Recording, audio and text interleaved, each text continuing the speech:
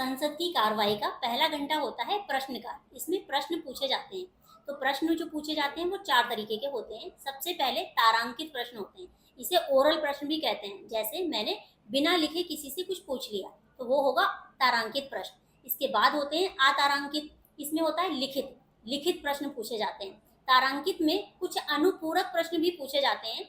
जैसे किसी ने मुझसे पूछा कि मैं कहाँ रहती हूँ, मैंने कहा मैं दिल्ली में रहती हूँ। अब अनुपूरक प्रश्न क्या आएगा कि दिल्ली में कहाँ रहती है। तीसरे होते हैं अल्प सूचना प्रश्न। इन्हें शॉर्ट नोटिस क्वेश्चन भी कहते हैं, जिसको इमरजेंसी में किसी तरीके की कोई भी कार्रवाई अगर करानी हो तो उसके लिए शॉर्ट नोटिस पर क्वेश्चन पूछे जा सकते हैं।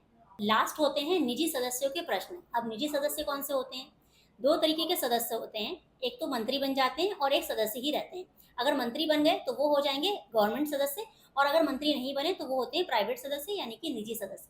तो निजी सदस्यों से भी प्रश्न पूछे जा सकते हैं। यहाँ पर एक बात और ध्यान रखनी है, अगर कोई बिल पेश किया जाता है मंत्री के थ्रू तो वो कहलाता है गवर्नमेंट बिल, और अगर कोई बिल लाया जाता है किसी निजी सदस्य के द्वारा यानी कि केवल सांसद के द्वारा तो वो कहलाता है प्राइवेट बिल।